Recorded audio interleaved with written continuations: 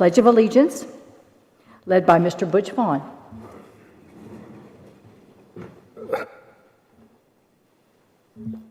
You know, I appreciate we have two law officers officers that come and protect us every board meeting, and I'd like to recognize them and have them come forward to lead us in the pledge. Surprise! Derek Arthur and Shane Vaughn, we appreciate the work you do, and thank you for doing that. If you lead us, thank you. Pledge allegiance to the flag of the United States of America and to the republic for which it stands, one nation, under God, indivisible, with liberty and justice for all. Thank you for your service, man. Yes, thank you. I won't ever hear the end of that. I'd ask you to bow your heads for a moment of silence, please.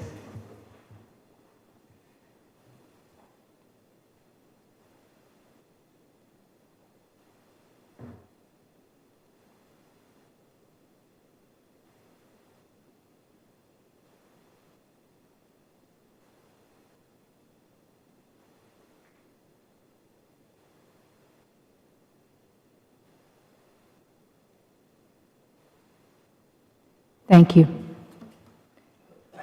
Next up, we have the agenda, approval of the agenda. Look it over. Any changes, Dr. Sullivan?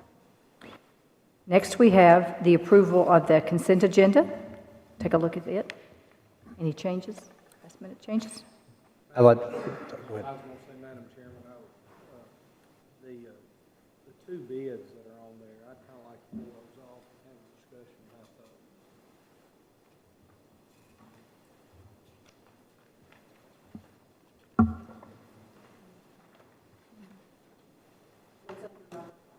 Yep. Okay. We can pull those to number 14 instead of financial report. Just tab that financial. Okay, yes, I see them now. So we'll put those under financial. Are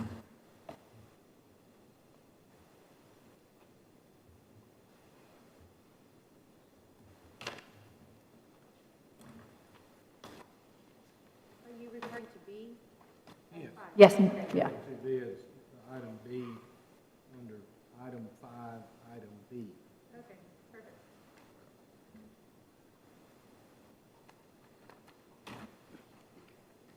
Is there anything else, sir, that you would want to? As part of that, I will also, just the consent agenda in general, we had a request back in the fall because there's not really a portion that'll fit. So we had a request and the board approved Siegel High School to have a co-op with Rockville High School for lacrosse. It did not make enough students to have between Siegel and Rockville, so they are requesting to have it between Siegel and Oakland instead, because that will make. But we've got to get it approved before the season starts, so I'll add that into the... Oakland already has lacrosse, don't they? We'll add that. Oh, did you already put it on here? Oh, you sure did under Human Resources. Never mind. Perfect. Dawn loves making changes to this edition, or to this agenda so much because it is so cumbersome. Never mind. You're good, Dawn. You're ahead of me. You're good. I thought I'd read that. Yep, you're good. Never mind.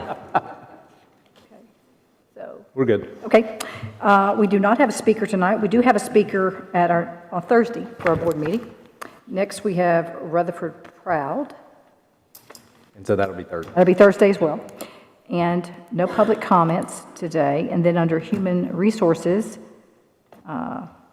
signing bonus incentive for hard-to-staff subject areas. And there are no changes from what we had last year, the 25-26 signing bonus incentive for hard-to-staff. We have our job fair coming up in 2 weeks, and this is just to get approved for the job fair coming up. So, Just for Mr. Vaught and Mr. Vaughn. yes, yep. Would you tell him what some of the areas that have been hard to staff have been? Yeah, Dr. Randy, go for it. So our most popular area is our ESL and SPED. The SPED, we had 72 so far this year on signing bonuses and 46 on ESL. Our next most popular area would be our ELA and our mathematics, usually around 30 32 employees, and then our next area would be our chemistry. We had 2 employees for chemistry. For retirees, we had 3 retirees that were in the hard-to-fill areas, and then we had about 35 of our student teachers who student taught in our buildings last year that came on board that received a signing bonus. So we have about 223 total, which would be about $805,000 to help us with our recruitment areas in those hard-to-fill areas, and as well as our Teach Now program that helps us to help them have the license. Is it the same amount for each position? It is. So I was pulling that up, a one-time signing bonus of $4,000, paid 2 times, $2,000 in the fall and $2,000 in the spring, so that they have to finish each term. Student teaching is a little bit different. That's one we added. This will be our 3rd year offering to allow us, when you have a new teacher, anything helps, and we were losing student teachers, so if they student teach, we want to keep them. Right. So they can get both. If they're in a hard to fill, then they get an additional $1,500, $750 in the fall and $750 in the spring. And then for a retiree, if they come back in a hard to staff certified, the retirees can get an additional $5,000. So a retiree truly to get those highly qualified teachers in one of those areas, it's helped us. I've been asked more than once, do we still have that program? I'm fixing to retire. Yeah, we do. Calling all chemistry teachers. Yeah. Yes, Ms. Sharp? I know they were going to sunset the law about the retirement. One more year. Where are we? One more Yeah, year. we got one more year right now. I sure Anybody? hope that stays in place. Yes, we desperately need that to stay in place. Sure hope. How much is it that retirees can get? Hard to fill. You can't sit on board at the same time. Oh, you're thinking I can't do that, Rich, I know. Because you're mathing. Mathematics. You're mathing. It's more than what you're getting paid now. Guaranteed. Yes. You're getting my attention, you're getting a little bit closer. Guaranteed. You're gonna. And it is pretty neat. I've received because we are unique in that we're an educator preparatory program. And so we're basically like a college, one of the only 2 districts in the state that is like a college. So we got our collection vacancy data yesterday. And this talks about vacancies if you have a vacancy that goes an entire school year. And so there are, I think it was 63 districts that reported 0 vacancies. Most of them are very small rural districts. And this is not to say you have 0 vacancies at one point, but a vacancy is filled at some point during the school year. And so us and Knox are the really only 2 big school systems on here that have 0 vacancies. We are also the 2 school systems that have an educator preparatory program.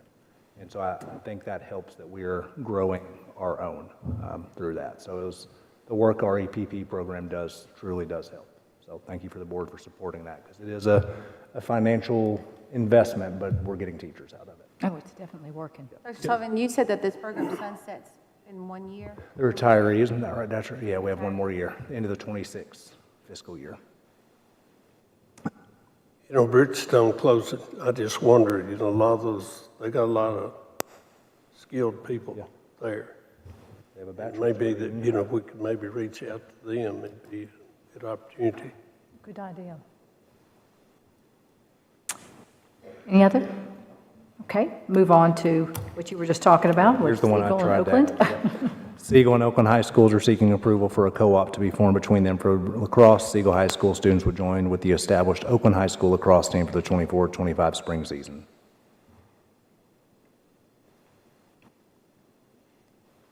Number 10, legal. Number 10, legal. So TSBA's Board of Distinction Program recognizes school boards for their work. School boards that seek this designation must meet specified requirements in 4 key areas: planning, policy, promotion, and board development. One of the requirements is an annual review and maintenance of the entire policy manual, so we're finishing up with that process. Have we submitted that? Yep, so we just submitted that TSBA Board of Distinction again. So we'll wait to hear back from that. Number 2, under legal. Number 2, this is just termination of architect services agreement. So we have Central Magnet School STEM building, and then 814 South Church Street. And then probably in the next month or so, we probably need to talk about 814 South Church Street to determine what we need to do with that building, or what we want to do with that building. Yes, Ms. Sharp. So, Mr. Lee, how much longer when they go through the process to be approved, do they have to go through that process again, even though we've canceled their contract? How long? No, and basically all we're doing, right now, they're in limbo. We've stopped work, we've had them stop work on 814 and Central Magnet, and we're not going to move forward with them. So we need to pay them for their services that they've rendered, and because it's a contract, we need you all to vote that it's okay. The answer to your question is, when we get ready to do the next projects, then we can consider them along with the others to see which way we go. Once they're approved, is there a? Typically, we do this every couple of years. Okay. And I'll say, just for transparency, we probably will look at other architects for not Church Street, for Central, just to see where we are. Well, that We was, need to look at it all the time. I'm sorry. That was going to be my question. Okay, wait a minute.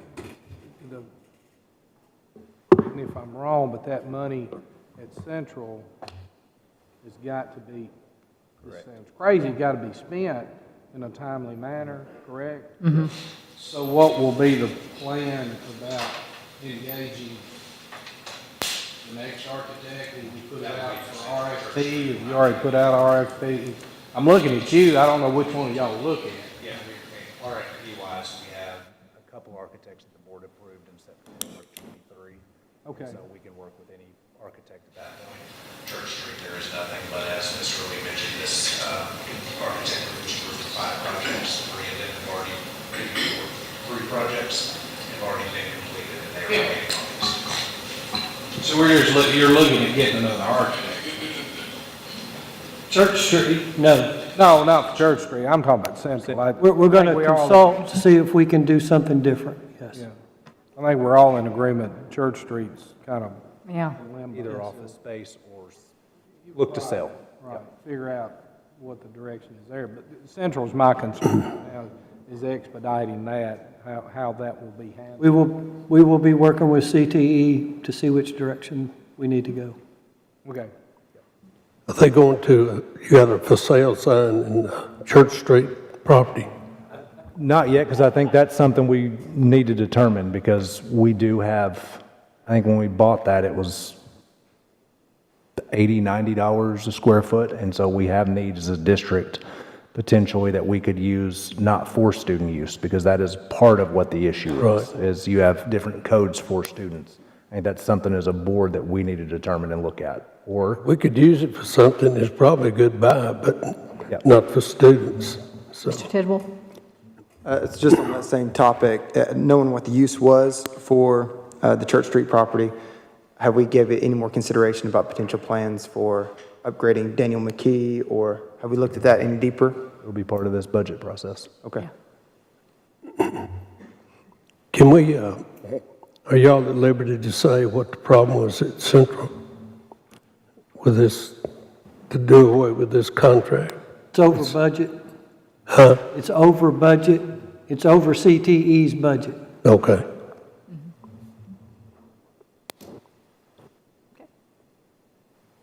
Next, we have student discipline, number 3. Board has been requested to admit a transfer student from another school system under discipline. The student was remanded for possession of THC. According to policy 6.318, the board may deny admissions of any student except those in state custody when a student transfers from another school system while under suspension or expulsion. Director of Schools' recommendation is to admit and place in alternative school. I'm going to go back and I'll tell the board we have changed our processes, as I told the board back in the fall, as far as we now have a different tiered system for keeping students at our alternative schools longer. I'm going to go back and look at space. I'm concerned we may not have space at the alternative schools as it was when I originally reviewed this. So as of tonight, my recommendation is to admit and place an alternative school. It may not be that on Thursday. So let me look at space. I was going to ask you that, if we had. Space is becoming a harder commodity at our alternative schools, but that's because we are keeping the students longer. Not because infractions are up, but we are keeping the students for a longer period of time. I think that's a great thing. I think it needs to be kept longer. Have we had a large enough sample size to, is this keeping them from yo-yoing back and forth? And we just started a new tier in January. Okay, yeah, that is too soon. Hopefully, it will be fruitful, and staying there longer will make It's a real mainly the difference. middle schools, because the middle schools, we have a cap on seats, and so we Okay. have them limited to the number of seats, so that's where we're struggling the most. Okay. Ms. Maxwell? Yes, Mr. Tidwell. Dr. Sullivan, I think that, as you mentioned, it's not the infractions, but the program works better when they Correct. stay longer. That was Yes. part of the issue we were having previously, is it was so packed that people were coming and going, so. Yo-yoing. Correct. Okay, next for we have policy adoption. This is the first reading of 2 readings from our January policy meeting. These policies below are recommended on the first reading. The policies will be brought at the next scheduled board meeting for a second and final reading.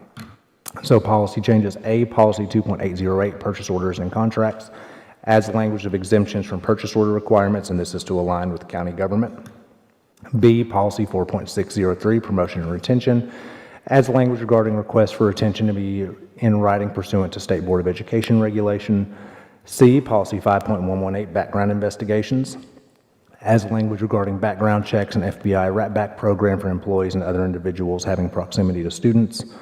D, policy 5.500, discrimination, harassment of employees. That was postponed from a meeting on 10/15/24, but we updated language to match state and federal guidelines. E, policy 6.204, attendance of non-resident students, and clarifies to geographical boundary for non-resident students.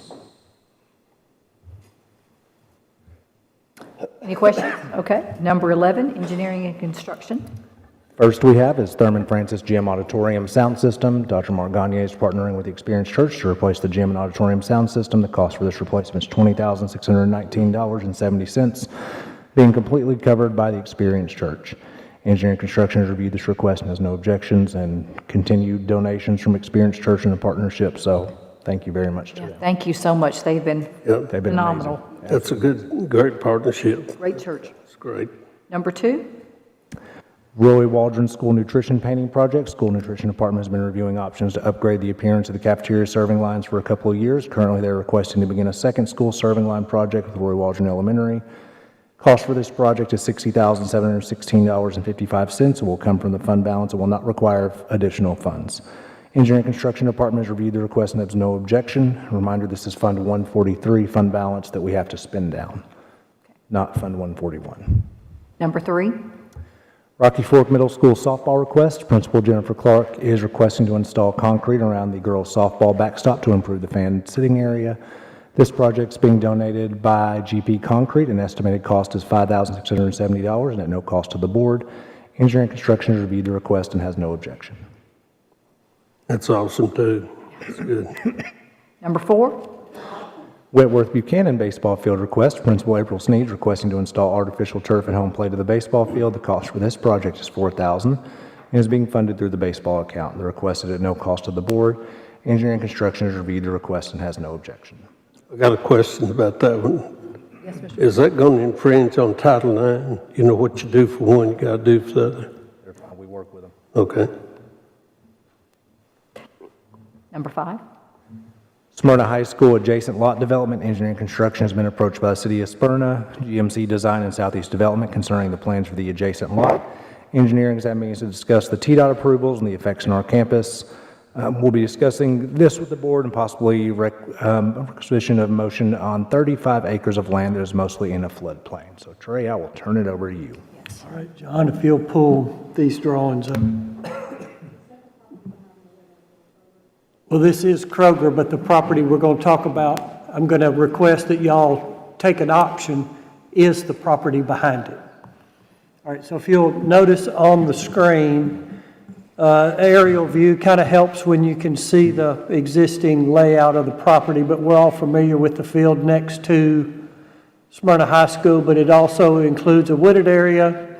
The town of Smyrna has been involved with Kroger and Eastern developers for some time on getting this property developed. They approached TDOT. They did not have a lot of hope in their request, but they did approach TDOT about possibly having a northern entrance close to Murfreesboro Road across from Chicken Pike. TDOT has been against that for years. I think every small developer, and large developer for the last 20 years has tried to get an exit out of there, and they've been turned down. This developer was also turned down, but they approached TDOT at the entrance on Bulldog Way. It is currently 2.5 lanes, depending on where you are, going in toward the apartment complex. That is, the school board and the developer deeded that over to the city to make it a city road. This developer approached TDOT. TDOT is going to allow them what's called a cut in the fence, which means the fence that's along the road is TDOT's, and they have to allow the fence to be moved. In other words, they're going to open it up. They're going to make it 5 lanes, 3 going in, 2 coming out, or some semblance thereof, to get out of there.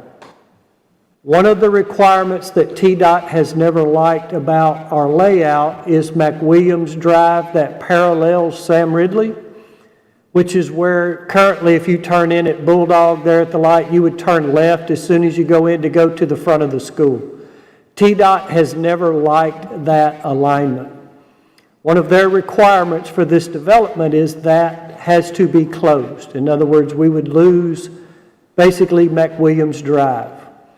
In working with the developer, where their new road comes out of Kroger, about that right there where John's got his cursor, they're going to cut in a new entrance into our parking lot.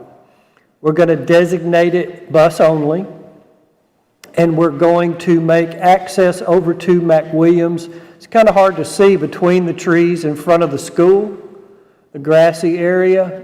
There's a roadway there that kind of goes on a little bit of an angle. We're still working on that alignment with transportation.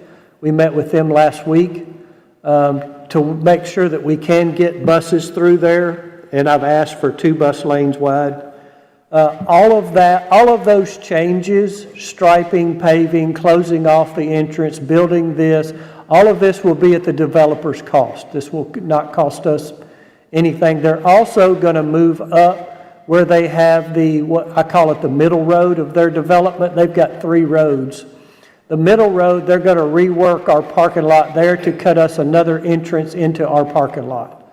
So we would have multiple entrances that will line up in a T intersection so that we can get rid of some of the problems we've had where they come out and you've got a Y or something else. So we're working to make the access to our campus flow better, also make it safer, and it work in conjunction with the developers across the street. Kroger's is coming quickly. They think they have a couple of partners for these out parcels already.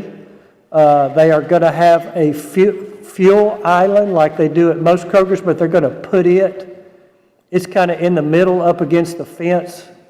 They're going to not have it in the parking lot down, John. Go all the way down. All right, now go over 1. Other way, to your right. That's the fuel island. So they're going to make the fuel island like it's an out parcel instead of being in the middle of the parking lot like it is over on Nissan and it's a booger to do anything with. They're setting up their deliveries for the trucks to go all the way to the north to the apartments. Then they would circle and then they would back in to the Kroger on the side. There's no access there. There is a potential that their other developer, Southeastern, would do some condos or something. They're still working with the city. That leads me to the property in the back. In the back, behind the apartments, adjacent to, it's off the page, you'll have to go to the other drawing. There. It's in the back. There's about 35 acres there. The majority, part of it's in the floodway, which means you can do nothing. Part of it is in the floodplain, meaning you could do certain things with it, but it is subject to flood. That area, because it is along the creek in that horseshoe bend, it does flood quite often. In the development deed to this property, when this property sells, this 35 acres is offered to the school board at a cost of $10. We can get the whole 35 acres for $10. The town of Smyrna has expressed an interest in partnering with us. They're looking to extend their greenway. They have gained this week permission from CSX to, there's a bridge next to, dadgummit, just had one of those moments. The little restaurant that's been there for 100 years got the best ice cream. No, it's on the other side of Omni Hut. The little restaurant's been there forever, sells the best ice cream in town. Karen's Custard. Having one of those moments. They're at the creek. Yes, they're at the creek. They have worked in agreement with CSX to allow them to build a path underneath the railroad along the creek to extend the greenway across 41, which gives them access to the neighborhoods behind them. That's something they've been trying to do for a long time, and they've never had all the pieces together. They've asked that if the board decides to buy the 35 acres, and they're asking for your support to spend the $10 to buy the land, that it could be a good partnership between them and us to get some greenway, some practice space, some other things out of it. I think it would be a good way for us to work together. Really, the only thing I need at this point, or I don't necessarily need it, the developer's asking, is to know the board's intent. If we intend to exercise our right to buy the 35 acres for $10. That's what they would need to know, because it affects future developers and whether they can maybe put part of their, they wouldn't build a condo back there, but they could make their green spaces and some of that kind of stuff back there. And if we exercise that right, it could potentially change what they do. I don't know that it's not going to kill the deal. It just changes what they would like to do. I'll buy it for $10. Right now, I do have Randy Harper here tonight with GMC. He's the design engineer that's working with both developers. He came in support of me in case I got too deep in the weeds and couldn't answer a question. Go ahead. Well, I'm just curious, out of curiosity. I mean, $10 is pretty affordable, but anyways, that's besides the point. But if the city has intent to build something on it, why weren't they offered to just buy it? Why are they coming to us and then we're partnering with them? That's what they've done. They've asked me to ask you that they would like to partner, because I've been working with them on the development. So are they buying the? We are. We are. Yes, because we're the only one who can buy it. They can't buy it. Okay. Either we buy it for $10 or the developers get to keep it. Gotcha. After the last couple of months that Karen's Custard has had, I think they need a break. I think this. I think they need all the help they can get. If they get some foot traffic instead of vehicle traffic, they may be Is she better the one off. that somebody's like car? Yeah, that's terrible. In our school, children go there a lot. So I think it would be a good deal. Sounds like a good deal to me. If I understand correctly, there's two issues or 2 points. First one is, will we exercise the option for $10? Then the second one would be, are we interested in partnering with? We don't have to have an answer on the city of Smyrna, but the first one's critical, the second one's. yes, and I'm informing you that the city would like, when they would like to be considered when we decide what we would like to do, they would like to be considered a partner. What's the time frame? We have a year from its written notice, is that not right, Mr. Reed? From the day we get written notice. They have to give us written notice that they're buying the property, which I would expect probably in the next few weeks, because I think Kroger's is ready to go. And then at that point, we technically have a year, but they've asked that we give them some kind of indication on whether we would exercise that right. Yeah, I think it depends on whether or not the commission would fund it. What type of bond issues? hey, I'll fund it. If They can go to the Bank of Butch here. County commissioner, we could handle it. We got a real estate man here, and I got cash money, so we can buy it. Even I have. But I think the biggest hurdle that we've had to work through is the closing of of Bulldog at McWilliams, or McWilliams at Bulldog. Is there any drawback that you know of not to buy this 35 acres? No, sir. We've got athletic things, we're kind of using it now. ROTC's got some things back there, we're kind of utilizing it. So no, I don't see that there's any drawbacks to it at all. Well, let me ask you a question where Kroger is. Isn't that the field that Smyrna used to park and football sir. games and stuff? And, boy, I hate that it got away from us, because, man, that would be, But we're going to have paved parking there. That's They're gonna where have I some was paved going to parking, go. too. I think There's gonna be they're going to paved parking have there, free so no more paved second parking. Oh, yeah. you know, all right? I didn't, That'd be good. we're not going to encourage the patrons to go over there and park, but Spaces are available. they'll park. You're good, Stan. I'm trying to get Claire's attention. Ms. Maxwell? Yes, I'm sorry. You're next. Mr. Lee, if they do the first cut across that you're talking about for the buses, and you'll have to forgive me, I have not been to Smyrna High School during drop-off, but if we're going to close that off to just buses, is that going to create an issue with parents dropping kids off? The parents would still be able to access the other end at the light, and they would come up and make a loop and go back out. So I don't, it's going to take them going, right now, they can come in either way. They can come in at Bulldog, or they can come down in at the apartments. Either way, they drop off in the front. The buses go through there, and the cars go through there. They put the cars on McWilliams, is where the cars line up, and the buses line up in front of the school. But it's not going to change that with It what should you're- not, I don't Okay. think so. It may, logistically, it may make it difficult. Training the parents may be the hard part, was like, but it can still work. it's going to be that this was the way that my grandparent used to drop me off, complaint other than anything else. And my other question in general, just because I've had a couple of parents over the last couple of years, even before the construction started, contact about lack of parking at Smyrna. They're getting most of their parking back that they had before. They are? Yes, once and it's just about all back now. We don't lack much. We just have 50 spaces in the back. But they've pretty much got most of their parking, all of their parking back. Mr. You're welcome. This was Smyrna City, right?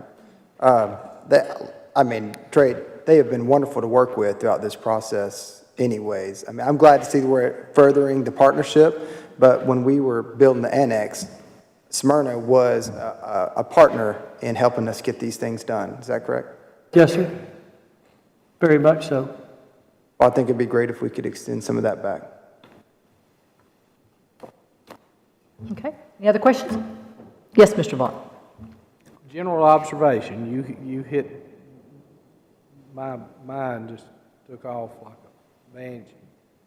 But since he's sitting here, would there be the opportunity maybe to work with the school board, the city of Smyrna, and the developer, and look at some opportunity to reconfigure those two out parcels on Bulldog Drive to accentuate the parking, at least for a ball game or something?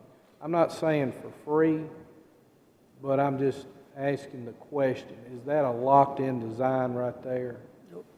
The actual 2 squares, yes, but what goes in them, no. They don't have anybody there for that yet. I'm just thinking out loud right here, if there's an opportunity to do some type of reconfiguration right there to acquire some more parking.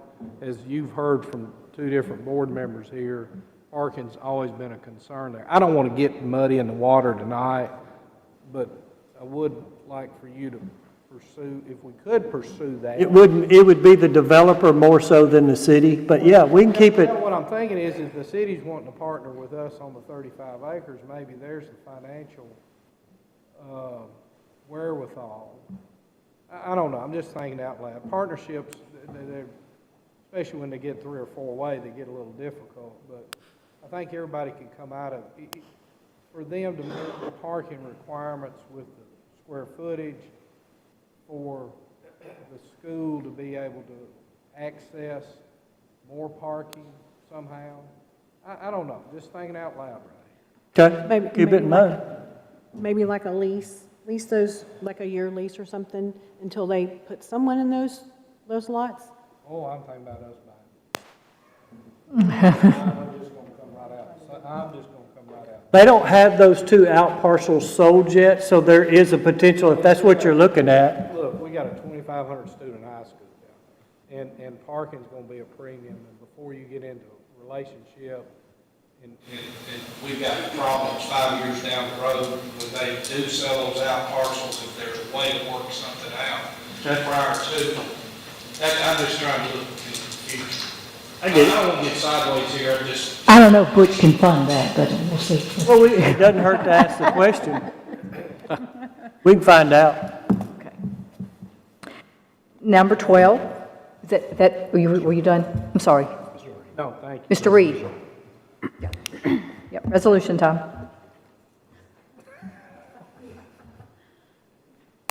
There are two resolutions for the board to consider. One is really an extension of the previous resolution. The board voted to expedite the closure of borders and increase time funds for ESL services. That was passed by the board on January 23rd, 2025. There's been a request made by Mr. Rosales to rescind that motion. So that will be before the board for vote Thursday night. We want to add anything, talk about that tonight? Okay.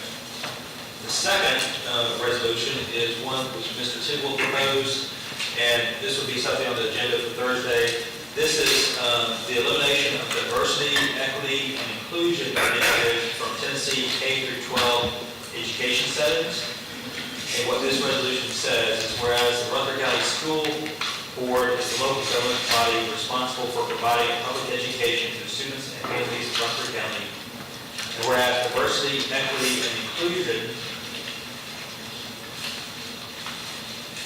DEI initiatives have been embedded in various aspects of K-12 education across Tennessee, and whereas many businesses and organizations, including prominent companies in education and other sectors, are reevaluating or scaling back their diversity, equity, and inclusion initiatives due to concerns about their effectiveness, legal risk, and alignment with core organizational objectives. And whereas the Supreme Court's decision in Students for Fair Admissions, Inc. versus President and Fellows of Harvard College has triggered national discussion about the role of diversity initiatives in both higher education and K through 12 settings, with many stakeholders calling for a reassessment of policies that prioritize demographic characteristics over individual merit and achievement.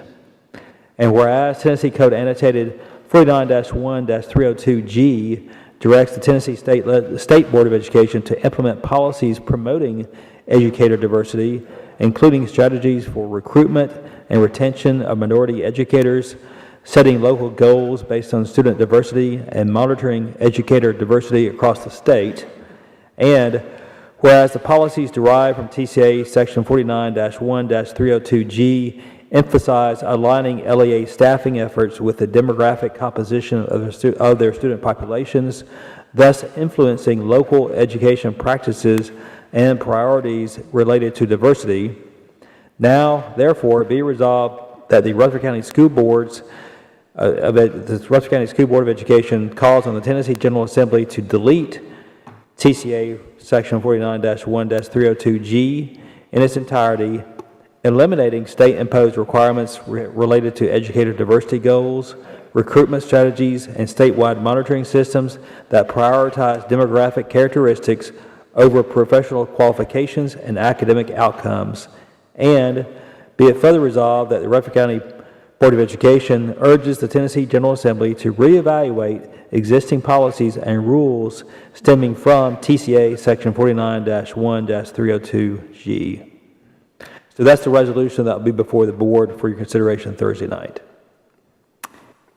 I just want to say, it's been very volatile in the state due to the voucher rule, and honestly, I really would hate to see us take up any more resolutions. I'm sick of them. I'd like the politics to be gone, and let's just get back to the business of taking care of our students and giving a world-class education. Ms. Maxwell? Ms. Maxwell? Yes. Of course, we've seen DEI has been a failed thing over the past, since it's been implemented, mainly over the past several years. But it's really a political term that's resulted in potentially discriminatory practices, inefficient procedures. And 2 years ago, when I got on the board, I inquired about this requirement from the state. Now, it's my understanding that RCS has not implemented any of these, or actually implemented them, or hired any individuals on this basis. But because it was mainly implemented by the State Board of Education during a teacher shortage. But more specifically, I would like to make three distinctions about this particular topic. Diversity, we are a diverse school district, and that is welcome. It's very natural, it's great. Hiring practices based on the factor of race versus merit is not, and that's part of the DEI political portion that we are dealing with. Equity, as presented in DEI, is about the lowering of standards, which I oppose, but we are all for equality of outcome. That's fair. Inclusion is often, here's a very important distinction. Inclusion is often a word used in special education. That is something that is appropriate and an appropriate use of the word. However, the inclusion portion used in DEI is, as it relates to DEI, it has been used in educational circles for such things as allowing boys into girls' sports or girls' spaces. This is not a political issue. This, I believe, was a political agenda, but I do not think this is something that is purely political. It's not done for political. We are required by the State Board of Education, and according to the TCA 49-1302G, to implement this. So this is something that directly would impact us, along with other school districts. So I think there's value in sending this resolution. I've talked to some state reps about this, so I don't bring something here without making sure we have some support for it. But that is, those three distinctions I'd like to make, and I wanted to make sure I got that across tonight, so that we can understand exactly what this is about and not all the stuff that follows around it. So I hope that clears things up. Do we have any DEI issues? No. Do we hire the best candidate? Always. Okay. Yes, Mr. Vaughn. Wait, so there's nothing in our policy manual that deals with this? The only thing that does is relates to the TCA that Mr. Tidwell referenced. And so and I pulled those just before in case there was a question. I was going to ask that question. When was 49-1302 passed? You know, Jeff? I just wondered. This is the first time I've seen of it. Is the state legislature taking it up this session about receipt? I don't think there's any pending legislation on this year yet. Legislation related to it?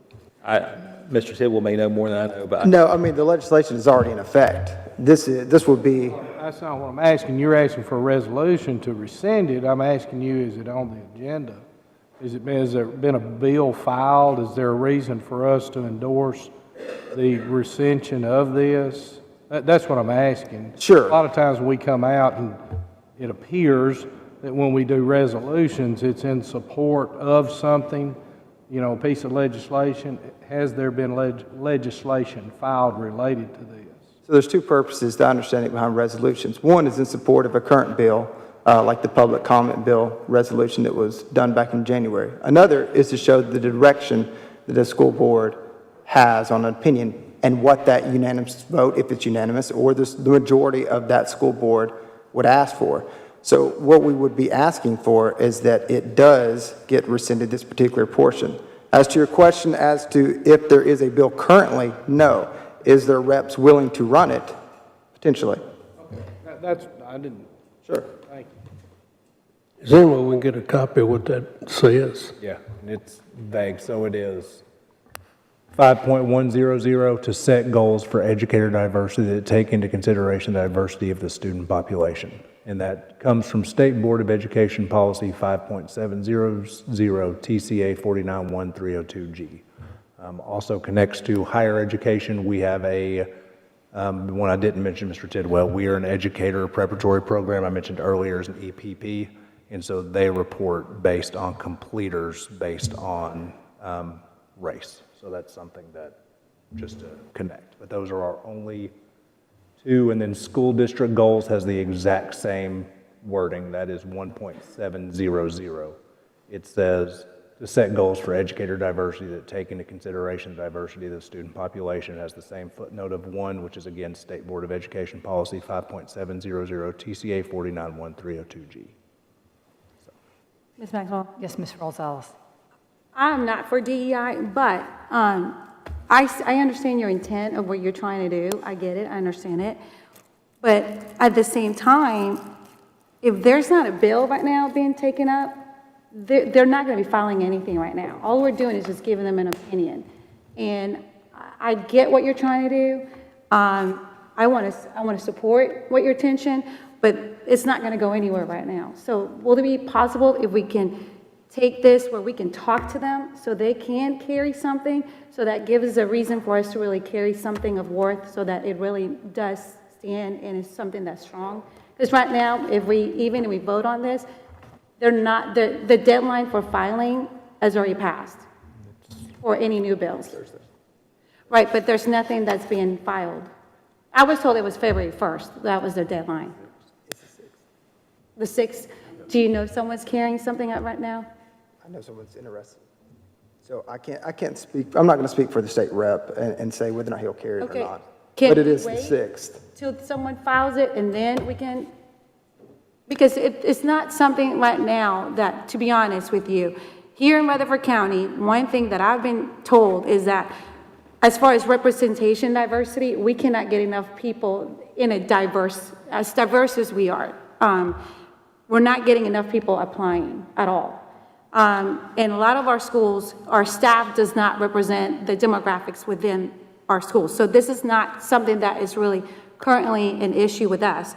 So with that, I would like, if we can, wait till February 6th to see if there's something filed, and then bring this up, and then it makes sense for us to do it then, because there's already... Ms. Maxwell? Yes, Mr. Tidd. I appreciate that. I appreciate you saying that. But the difference is if we're going to do it later, there's no difference in not doing it now. And there is still a deadline quickly approaching, so we could potentially have it done this year. So there are some other factors, and there's lots of support, I would imagine, especially what we're seeing down even at the federal level down, that there is going to be support for such a bill if it were to pass. As far as matching the demographics, I understand what you're saying about matching the demographics, but I mean, I'll just tell you my own personal story here. All right, so I grew up in Kittrell, and it was probably primarily, white students.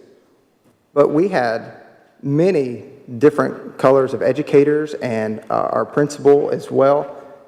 And that never was a factor for me. So I don't understand or believe that you should match the demographics of your body to the educator. I think any good educator can educate any group of students, and any principal or other administrative individual can do their job no matter whether they're matching the demographics. So I think the whole thing's a farce.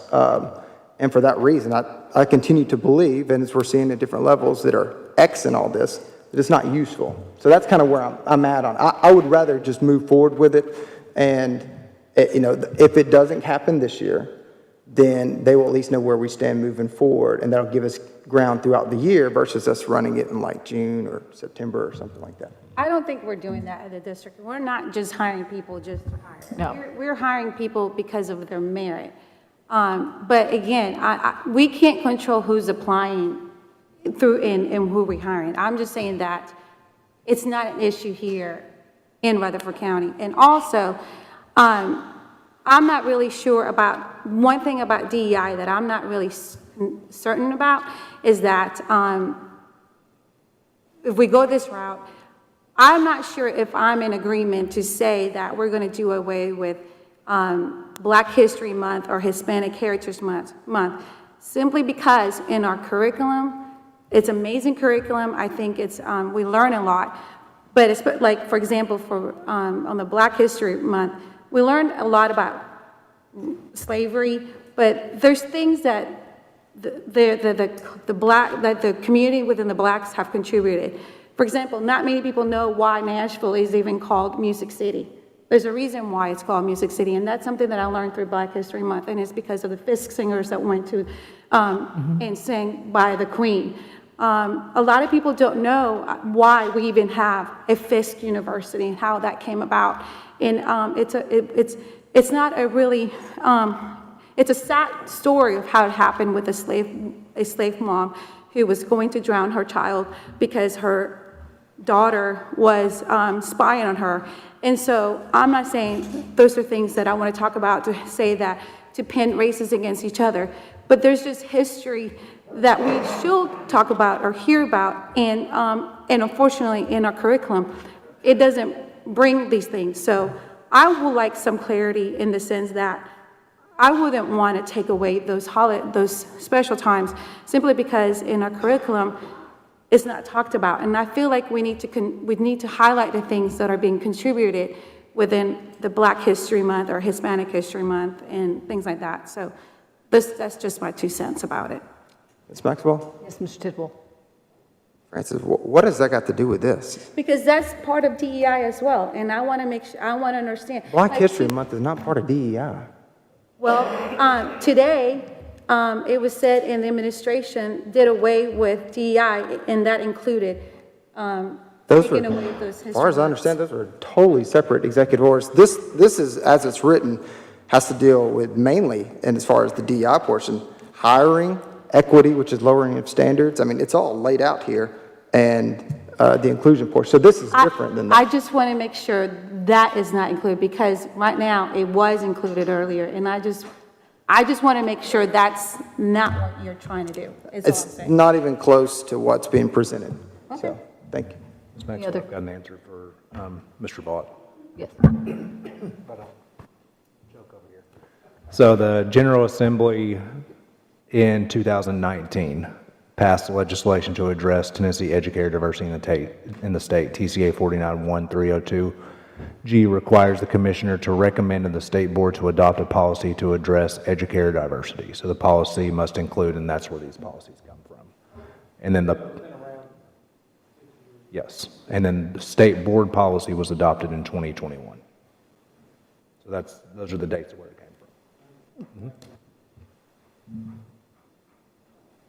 Any other questions? Okay. We will move on to the book review, and there are quite a few. There are, and I would like to bring your attention to one of them.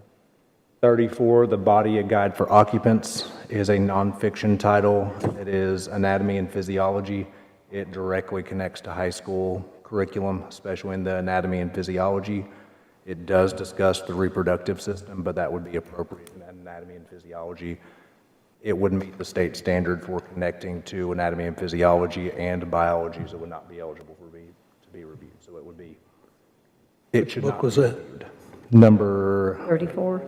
Yeah, if you number them 1 through 34, it is The Body, A Guide for Occupants. There are, I think on your review, 2 copies. It's had 4 total circulations, but it is anatomy and physiology. It's used in our curriculum. And, well, it's connected very much so to state standards in biology. Okay.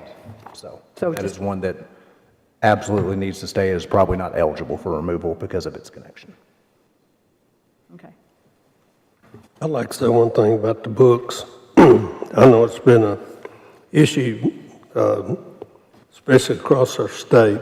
But you know, we've got a mental health epidemic on our hands with our students.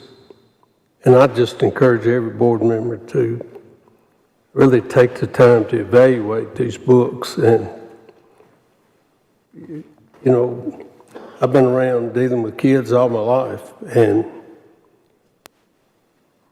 I've seen the impact that some of the information that's contained in certain books have been detrimental. And it's always been my position, if we have anything that causes a kid to stumble, you know, if we allow that to continue on, that's on us. And I know these books, and we've got tremendous librarians, and I have the world of respect for them. But when it comes down to a vote, every vote that we have is on us. And the votes, the librarians are not going to be the ones voting as we are. And, you know, we've got to be responsible for we got to answer for our own decisions. And I just encourage you really to take the time and look at other excerpts of these books to really see the detrimental effect that someone can have. And, you know, anything that causes a kid to stumble, you know, we can't control what goes on outside the school or anything like that. But one thing we can control, it's these books. And I was talking to Mr. Lee today.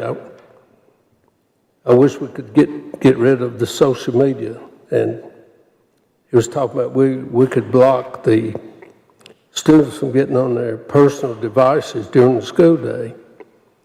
To me, I think that would be a great thing. We can't do anything about social media outside school, but we could take it away from when they are in school. And I just think, I don't know, I just see the epidemic, and we've lost our kids, and we've got to do something to start taking them back. And not continue to run down that hill. That snowball's running down that hill. And it's been a gradual progression over the years.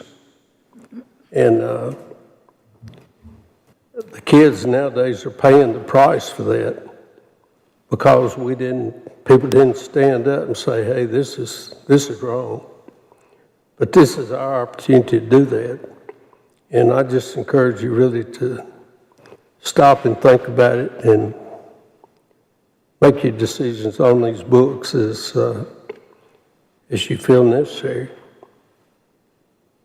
Madam Chair. Yes. Dr. Chastain, can you update us on how many librarians participated, how many are taking the bonus, if that's what we're calling it? 22. 22 librarians? And after looking at this, in order to expedite things tomorrow night, or Thursday night rather, there are 10 that have been recommended for removal that we could probably put them all in one group and not have to do those individually. And so that will cut down on the number of books. Are they all taking the bonus? Yes. Was that 2,000? I'm just trying to wrap my head around where. I mean, we would love for it to be 2,000, but I believe. No, I think it's just 1,000. Is it one? It was Okay. one. It's $1,000. Thank you. Any other questions?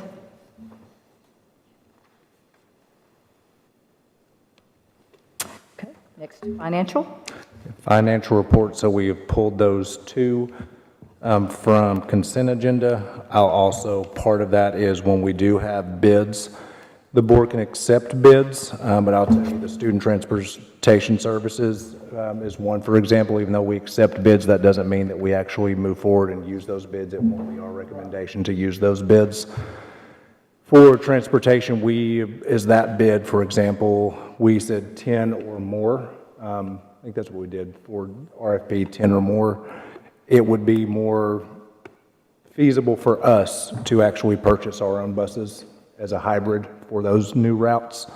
I I'll go into more discussion on that because I have the numbers on Thursday of what those prices are, and I can email you what those prices are.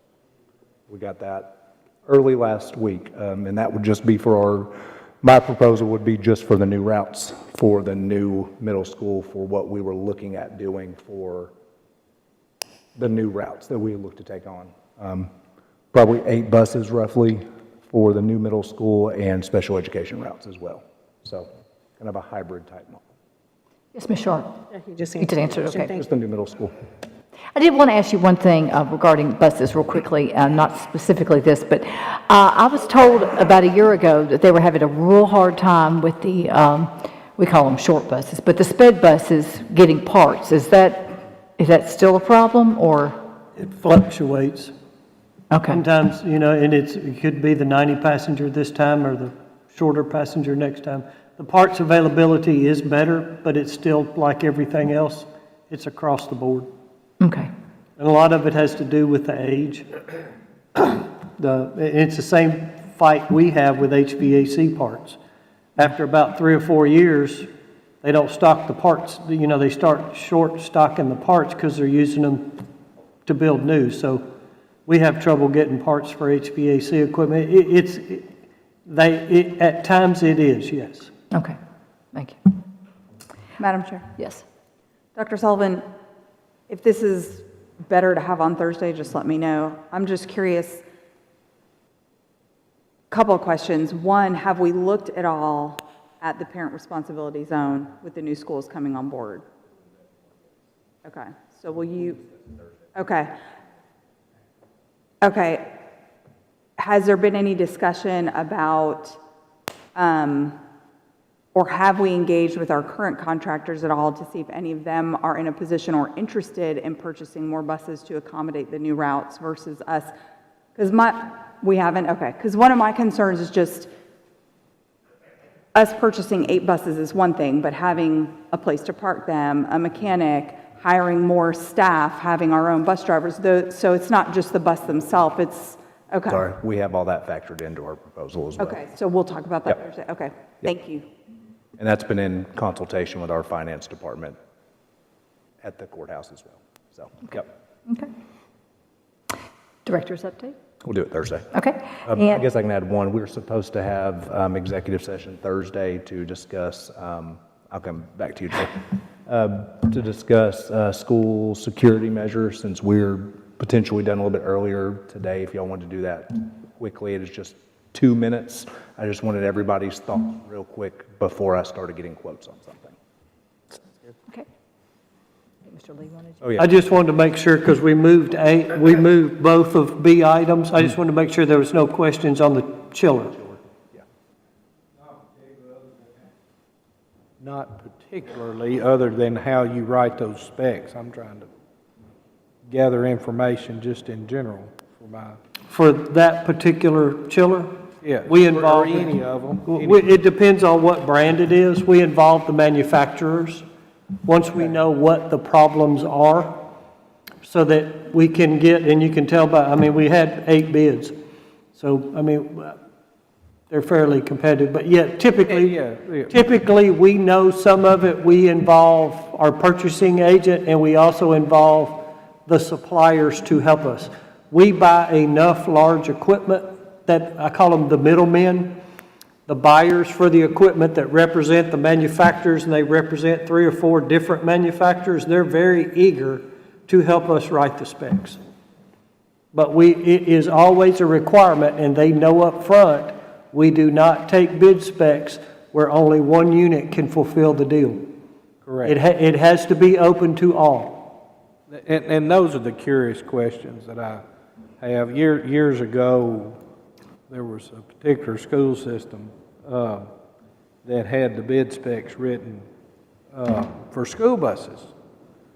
And it was one requirement, the difference between a Thomas bus and a Bluebird bus was the cross members were on 15 inches and 17 inches, if I remember correctly. And the school system went 20 years, didn't know that either one of the buses would work because the bid specs were slanted. I know we don't do that. I'm just trying to get a realm of how we approach this. You know, what is the good business practice that we? In my opinion, it's multiple manufacturers bidding on the same thing, which gives us the best price. Of course it does, yes. And like you and I would do for our own personal house, we would pick up the phone and call 3 different suppliers anyway, probably, unless we were just in love with somebody that had given us great service over and over again. So that's the only reason. I mean, if you can show that, that's fine, but not a big discussion on that. Thank you. Any other? Next, we go to director's update. Nothing? And Mr. Vaught, do you have something for us tonight, or do you want to wait till Thursday? No, we can kind of go over it tonight. Butch and I had a new member, what is it, orientation or education or whatever, at TSBA last week, and I spent several hours watching the debate with the voucher bill, which that was the big, topic last week, obviously, the passing of it, trying to get a little bit of information related to it. There was a couple of concerns that I wanted to make sure we understood, or that was posing a question to me. And one of them was, how it's going to impact. I did a little research of the number of, let's see, what do they call them, Dr. Sullivan? 1, 2, 3, 4. Schools are rated 1, 2, 3, 4, 5. And what is it? Is it a rating system, or is it a classification system, or what? The private schools? Yes. Yeah, based on what their classification is. It's a classification, right? And only 1, 2s, and 3s are eligible for the voucher. We have several 4s and 5s in this county, which was interesting to me to go down through the list and look at how many private institutions we have. The $2,000, I made a few sarcastic comments about that. I'm not going to hold those back tonight, but what we had to do as a board, there was a little bit of concern, at least on, and I'm speaking from me right now, whether or not we had to quote unquote endorse the voucher bill for our teachers to be eligible for the $2,000. I think there's a little bit of verbiage that's been cleaned up about that. Is that your sources telling you the same thing? It is. I think our concern now is what's defined as an educator. What is defined as an educator? So, unless something dramatic happens, I cannot see us not maybe participating in that. Those are the big things. It was interesting, I think, from Butch and I's standpoint. We were at a table with 2 very small school districts in East Tennessee and just discussing the different problems. Rutherford County is very unique within the state, and I think we get maybe frustrated or concerned sometimes when people, maybe our legislators don't listen to us and, hey, this is our problem, but it's not statewide. There was, and I think I had told some of y'all this back in the fall, some of the discussions I'd had with Representative Terry and Representative Rudd, is that there was going to be some money for growth. It's not a significant amount of money. It was $25 per student. But I think from talking to a couple other people, there will be more funds there. Now, how they're going to go about us being able to get grants for that, I think the jury's still out until that final edification of what the State Department of Education provides. But I plan on doing some visiting this summer once the dust settles and see if I can. It went from 7 to 17 to 1.2 very quickly, didn't it? Yes. So anyway, it was, that's what I know right now. And I've asked TSBA for some, give me an update of the other pending legislation. What did you say the final file date was, the 6th? The 6th, so jury's still out whether or not something else is going to come down the pike, so maybe Thursday I'll have a little something else, but anyway. Hey, Stan, I'm sorry. Do you know if the infrastructure funding, is that a one-time expenditure, or it is a one-time rollout? It is for this year. Okay. I understand it. Now, Also, my understanding is there's going to try to be some reoccurring money. And this is something I didn't know. Now, you may have known this, but I thought it was coming directly out of lottery money. It's coming out of the betting money. And- Mixture, and yeah. they're setting up a different fund. It's not commingled, and I was under the assumption it was commingled, but it's not. So everybody bet on the Super Bowl. More money for education. I think that was the only thing I will say. We were told it would be between 7 and 17 million for our county, and we're hoping to be able to use that to parlay with our county commission into a high school. So to then here, it's Absolutely. going to be only 1.3 is Oh, that's kind very of, disappointing. yes, very. Might pay for that chiller, I guess. I don't know. I don't know that it'll pay. Yeah, it's probably going to pay for the chiller. Maybe that and a HVAC unit at Riverdale. Yeah. I wished I had better news about that, but I guess we just have to sit back, grin and bear it, and do the best we can with Yeah. what the state gives us. Anyway, that's Thank you. what that's worth. I thought one thing, I'm learning a little bit about politics, but to be eligible for that voucher, anybody that makes less than $172,000 household income. I'm telling you that. These people must be living a lot higher on the hog than I do, but there's a lot of folks not making that.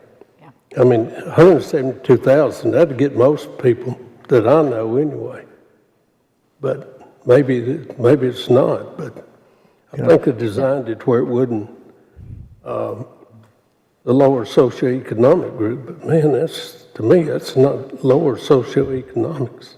172,000, that's pretty good income. It's something I'm concerned just to watch for during this legislative session. TWSAA today did not pass, at least through the first one, the transfer bill or allowing transfers. Great. I think that is great at first, but it has been rumored that if TWSAA did not pass something, then the legislature would do like Florida and allow kind of an open transfer. And so just watch. I know there's been a representative who has mentioned multiple times that is, and so now that TWSAA has kind of made their stance, we'll see. Did the second one pass at TWSAA today, or? I know a bill has been filed in the I knew it had, legislature. yes, and so now that TWSAA voted it down, I expect that to get a lot of, and that could completely disrupt how we do sports in middle and high school. Man, it'd be terrible. It would not be a good thing. So, Surely not. just something to keep an eye on. We thought rezoning was fun, just wait to get principals and coaches. no. Oh, gosh, fired this'll up be about that. Yeah. times two. High school's going to have to hire a recruiter, right? Yeah, we're gonna have a high If they're school, gonna open high that school up, that's- recruiter. Well, Yeah, so. well, the NCAA already, ruled lost against Tennessee, we have the NIL, so that's already part of it now. Go ahead, Ms. Jarvis. Mr. Vaught, we could probably buy some rental property with if this transfer comes about. You don't need rental property, you can just go. Are we in general discussion? Yes. Okay, thank you. I'd like to thank everybody who came out to the ribbon cutting last week, our county commissioners and the city of Smyrna. It's a fabulous facility, and the children there are going to have a great time in it, and it's beautiful. Thank you, Mr. Lee, for all your hard work on that. And y'all, I got a prized 3D pit bull from one of the teachers there. So that was the students' project. The design was their class project of the year, and whoever won the design, that's what they printed out. So we may have to auction that out for one of our auctions or something, if I could get rid of it, but let loose of it. But thank everybody for coming out. And if you haven't seen it, you need to go out and see it, because it's pretty spectacular. Yes, Mr. Tidwell. Dr. Sullivan, can you give us some up-to-date growth numbers from May, just kind of where we are today? We're It don't have to be tonight. Yeah, I can do it on Thursday. On Thursday, Yep. be Can fine. do it Thursday. I'm just curious. I can tell you right now, we're actually even or down from where we were. So I've reported that to Health and Education last Tuesday, so we're pretty even. We are growing at the high school level. Elementary is down. So, part of that's charter school enrollment. Part of it is just a decline in enrollment. If you look right now, we had so many kids early graduate as well, which will help us overall because we get funding for them. But we had over 600 and 630 something. Yeah, we had 632 kids graduate early, which we expect to continue to increase as we have 4x4. But it's definitely slowed this year, and depending what happens over the next 3 or 4 months, I think we'll determine some more things as well. Ms. Maxwell, I have a suggestion for our policy committee meeting that we're getting ready to have. And that is talking about like enrollment and charters and all that. So we've had Smith Springs come and speak before us, but we haven't had other charter school come speak before us. So I would like to change the policy. Let me, real quick. I think that's fine, but a charter school also should not be able to come and publicize what they do unless our school system is going to go to their board meetings and publicize what we do. So I think there needs to be a fine balance because it is not an open recruitment as well. Okay. I agree. But I think what Ms. Rosales is, I was just saying, give us an update Yes. of what I'm not saying to recruit or anything. There are like that. questions- I'm just saying for them to come and give us updates. Yeah, there were some issues that this board's aware of, and the strategy behind that I did not appreciate. So I don't know what you're talking, I'm sorry. the board's sorry. aware of some issues going on with the charter school, that was Oh. particular. And so the strategy behind that, we can discuss it individually. Okay, well, whatever you recommend, Dr. Sullivan. I just think is, Sorry. I think what she's saying I'm is, not trying to step on anyone's toes No, at all. I was just saying that we had one come and give a presentation and, or just an update and whatever, and we haven't heard anything Agree. from the other one. I wasn't, Yeah. it's your I recommendation. think an update would be absolutely appropriate. I think that would be great. Yeah, I wasn't saying to help recruit or anything. That was not my intention, so I apologize. just to be available. If you took it the wrong way, I apologize. Oh, it definitely was. It was a reverberating comment and conversation in our district amongst principals, amongst staff the next day. Oh, I'm sorry. I was not aware of that part. So, Staff, am I wrong on that?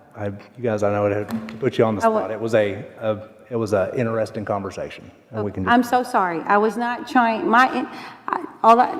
we don't weren't to doing bring a anything wrong. policy. Yeah, We you don't weren't have doing to bring anything up a wrong. policy. I just wanted, if we're approving these charter schools, then, like, I've reached out to one of the charter schools. I don't hear anything from them. And then I reached out to Smith Springs. They talked to me, and they came and spoke and gave an update. And I just think it'd be great to have an update. That's all I was trying to say and do. But outside of that, I'm not trying to add any more to that. So I apologize for anything that came across the wrong way. Okay, Mr. Tidwell and then Ms. Darby. Okay, Ms. Sharp? Can I just, Darby, sorry. clarification, I guess I'm a little confused. And I'm asking as a board member because I love to invite our schools to come Right.